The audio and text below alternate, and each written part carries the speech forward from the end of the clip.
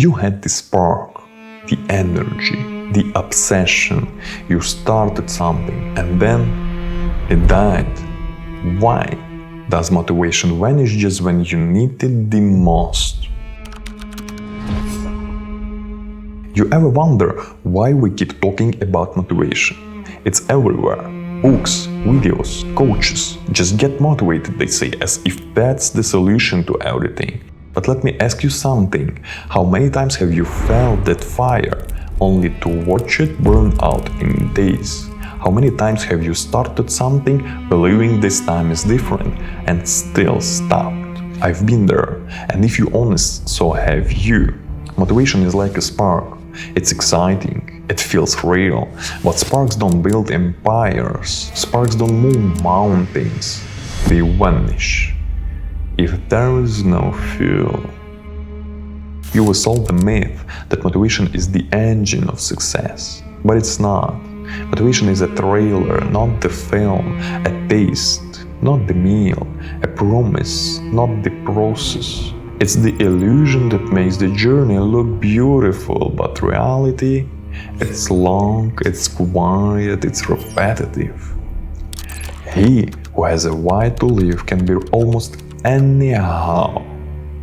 Friedrich Nietzsche.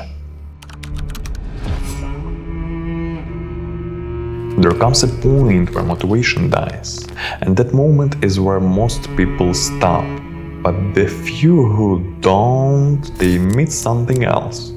Something colder, sharper, discipline. It doesn't ask you if you're in the mood. It doesn't care if you're tired. It shows up and expects you to do the same. You're reprogramming yourself.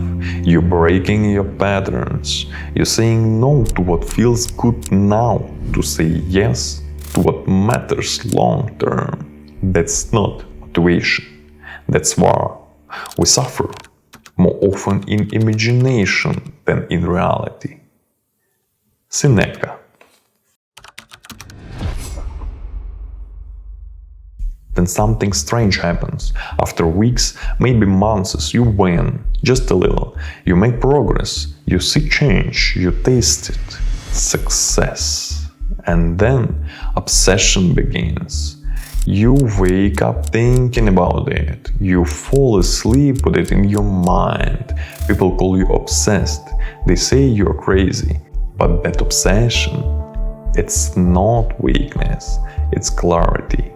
The one who follows the crowd will usually go no further than the crowd. The one who walks alone is likely to find himself in places no one has ever been. Albert Einstein. Even after building discipline, even after becoming obsessed, you're still lost. The path becomes a maze, a brutal, endless labyrinth. And the twist, the thing you started chasing, it's rarely the thing that will make you truly successful. You change paths, you pivot, you throw away years to start again, and still you keep going until something finally clicks. Not because it was easy, but because you earned the clarity through chaos. In the middle of difficulty lies opportunity. Albert Einstein. None of the successful people I know are doing what they started with, but they all have one thing in common: they started. Success is not a straight line, it's a spiral, staircase. You go in circles, you trip, you climb, and suddenly you're somewhere new. But you never get there if you don't move. The impediment to action advances action. What stands in the way becomes the way. Marcus Aurelius. You're not supposed to have it all figured out. You're not supposed to feel certain every step of the way. The path is not supposed to be clear, it's supposed to shape you. The goal is not clarity, it's transformation. Stop searching for the finish line. There isn't one. You won't win because you're motivated. You won't win because you are disciplined. You will win Because you refuse to stay still. Because you keep adapting. Because you let the chaos forge you.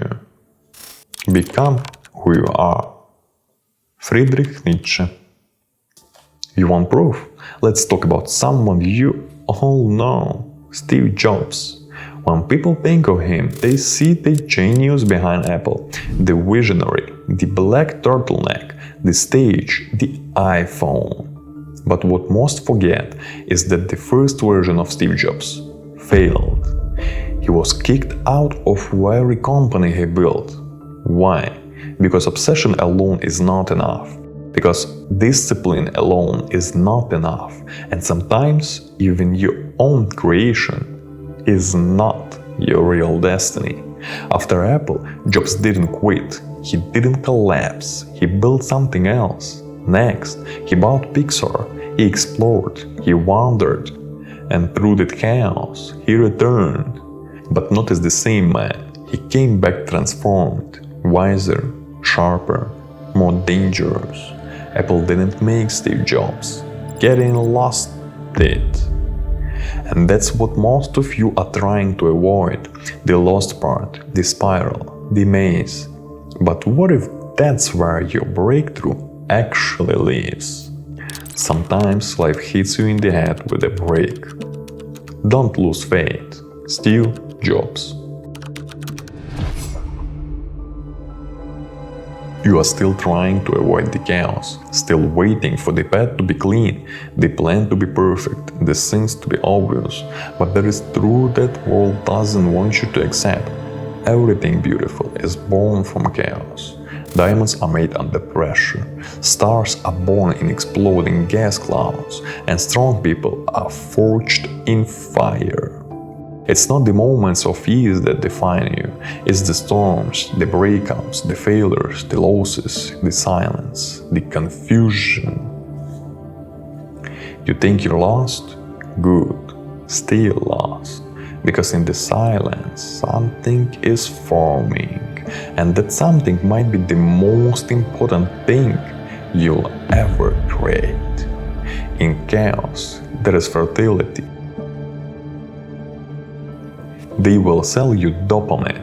I offer you discomfort. They want you entertained. I want you awakened. If you made it this far, you're not like them.